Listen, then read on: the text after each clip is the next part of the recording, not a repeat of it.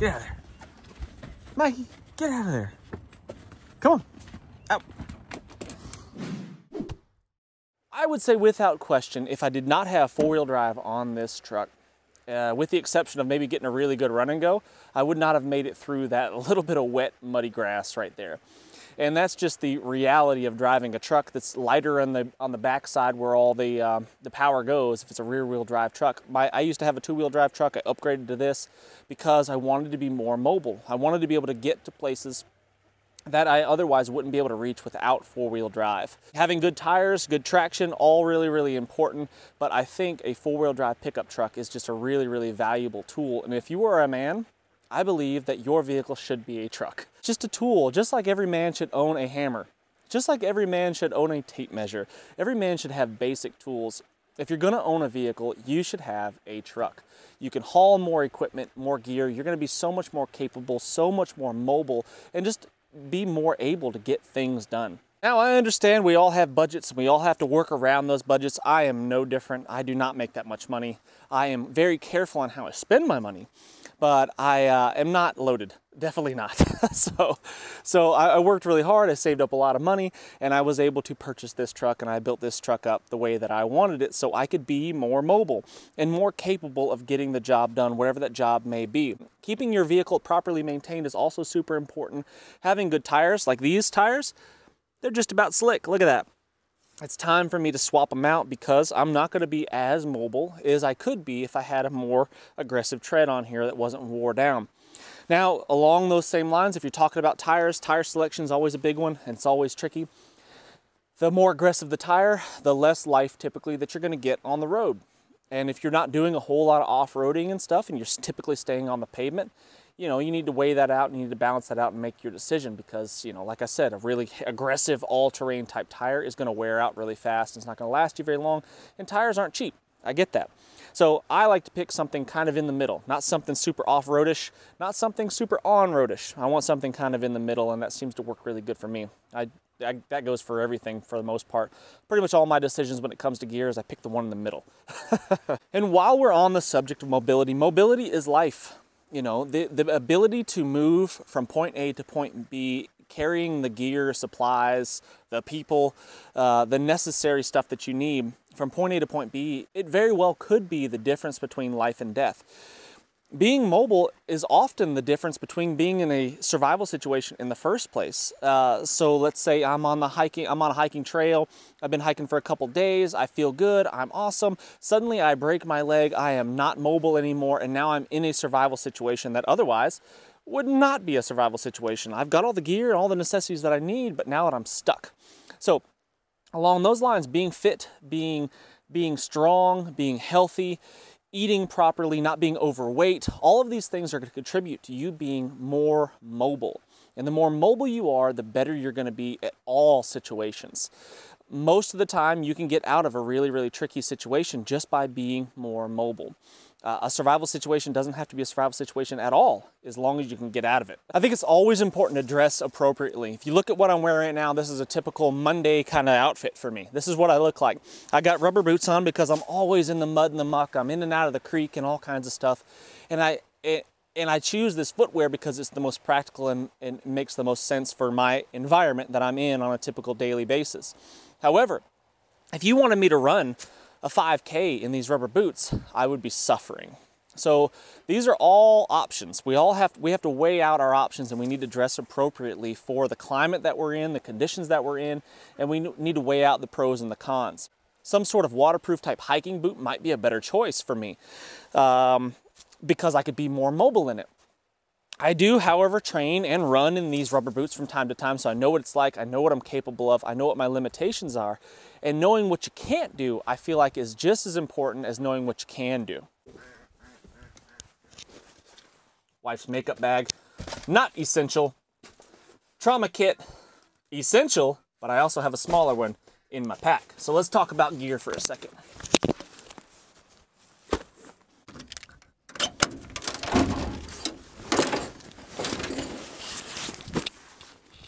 So in my truck, I keep a couple of options, right? I keep a small pack that kind of has what I call my Spartan gear, the absolute essentials.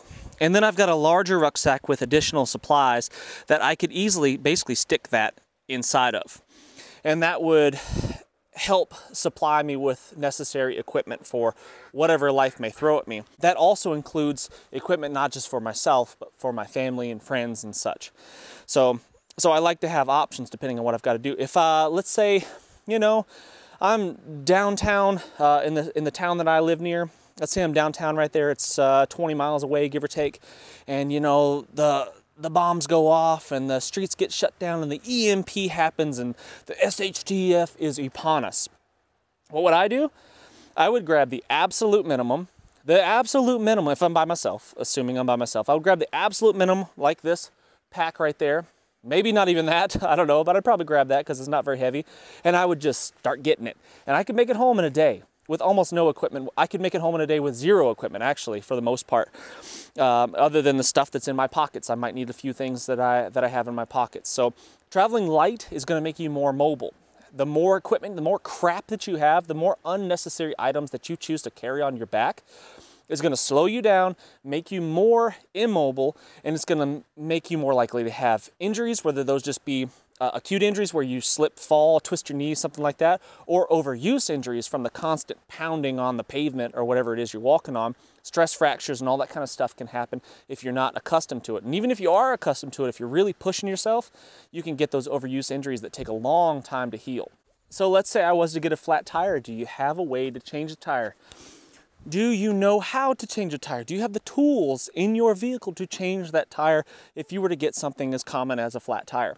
I think these things are super, super crucial. Is your vehicle properly maintained so it will keep you running, keep you going? Have you changed the oil recently? All of this stuff, stay on top of it. Don't let it get, I'm just as guilty of it as anybody else.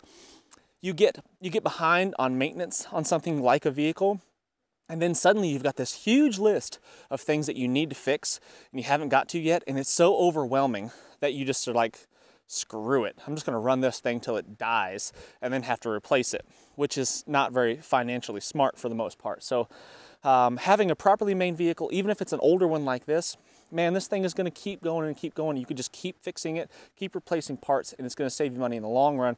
That's just my personal opinion. But having a spare tire such as that one, that is a big one. Having tools to fix problems. I've got basic wrenches and ratchets and sockets and things like that. I got zip ties and all the stuff to temporarily get me through so I can find replacement parts and all that kind of stuff. Yeah, sure, I'm not gonna be able to fix anything and everything. Sometimes there's gonna be situations where you're just not gonna be able to fix it. If you broke an axle or something crazy, you know, you're just not gonna be able to fix that on the roadside for the most part. I get it, but that's why it's important to have more options. So, for example, I could carry something like this. This is an electric bicycle from Vituvia. And so far, I've had really, really good luck with it. My son has actually ridden it a lot more than me, and he is hard on equipment. I tell you what, he's crashed this thing a ton of times. It's scuffed up and abused.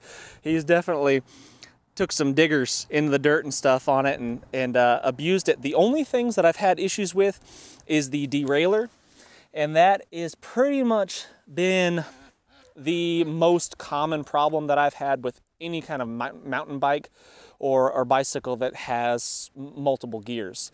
So I think he hit that derailleur on something, tweaked it, bent it, and it caused it to not be able to change gears effectively. But overall, this bike has been really good. The battery lasts a long time. I'm at 79%, 78%, and I haven't had it on the charger in quite a while.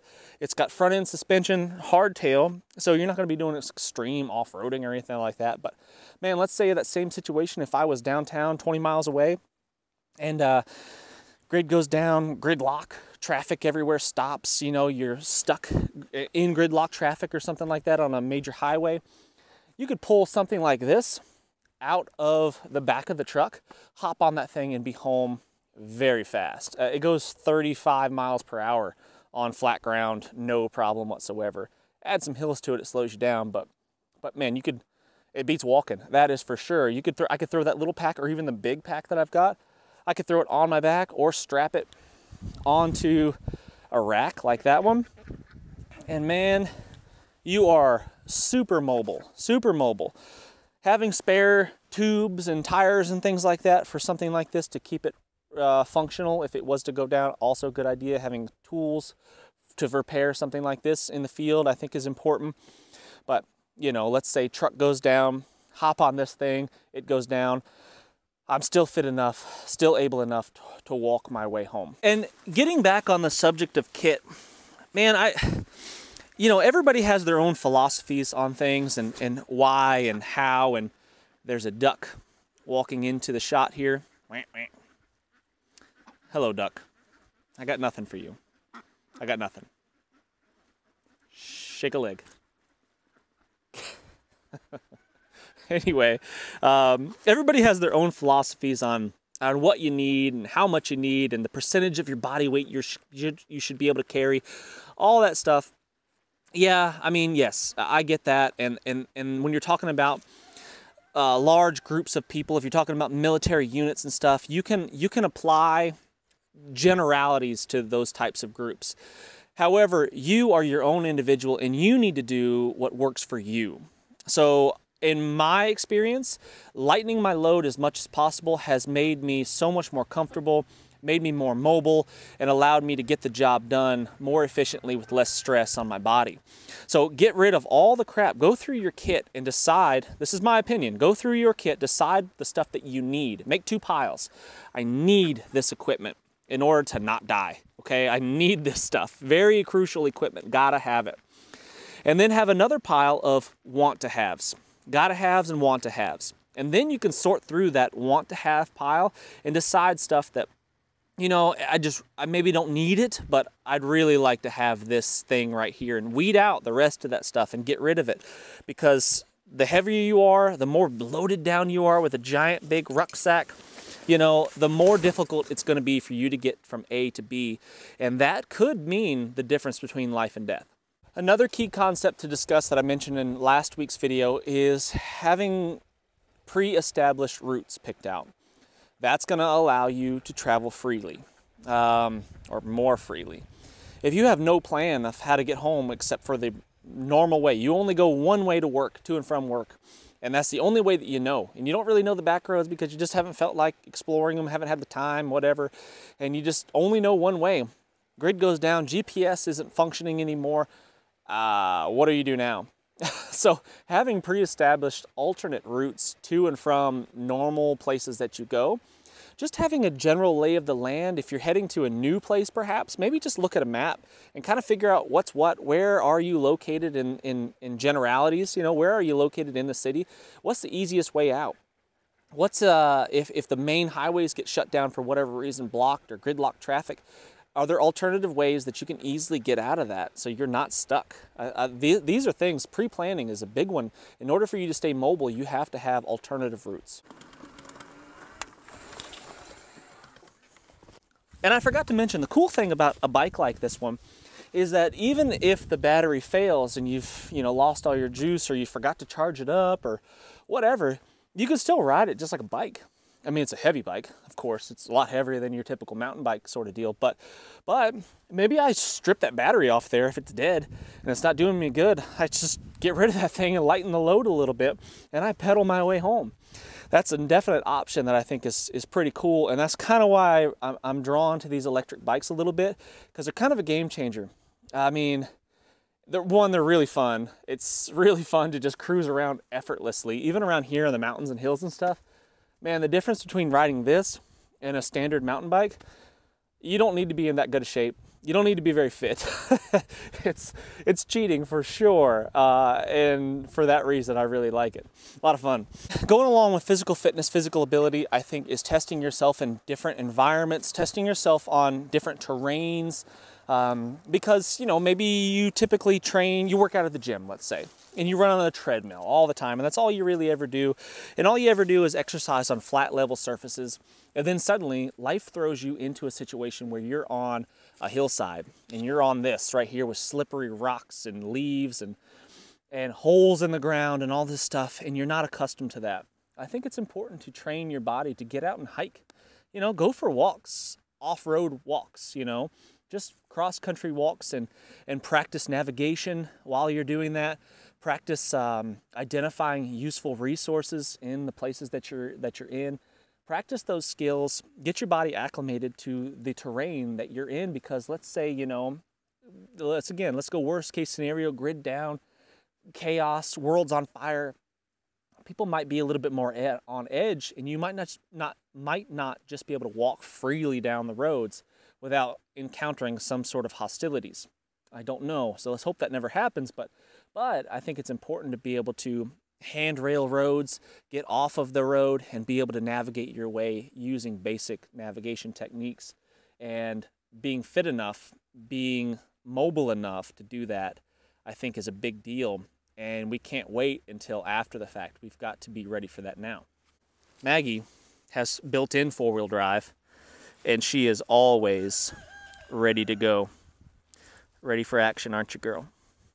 And wouldn't that be nice? And I think about that a lot. How awesome would it be to be like a dog? You know, you got 4 stable legs, all-wheel drive all the time. You're dressed appropriately for all conditions, all weather. I mean, you can drink out of any puddle on the ground that you come across. Man, it'd be so nice to be like that. Be more like Maggie. One really cool thing about these rubber boots that I always wear all the time is that I'm not limited by the nastiness of the terrain that I'm walking through. I can walk right through this creek, no issues whatsoever, where everybody else is having to find some alternative route to get across it without getting their feet wet. Or they've got to stop, take off their boots and socks, roll up their pant legs, trudge across, and then put on the socks and boots again, which is a pain. It's a super big drag, especially in the wintertime. So although heavy and slow, this footwear is actually pretty awesome if you're having to navigate off of the beaten path.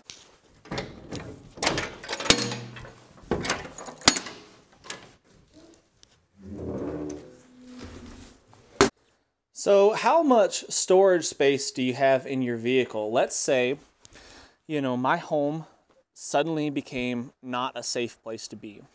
Let's say I needed to become mobile and I needed to load up the family, load up all the supplies that I can, and I needed to get out of here just because, you know, as much as I'd like to stay here, this is my home and I've worked really hard for it, and I've saved up money and I've invested time and effort to building structures and fixing things and getting it the way I like.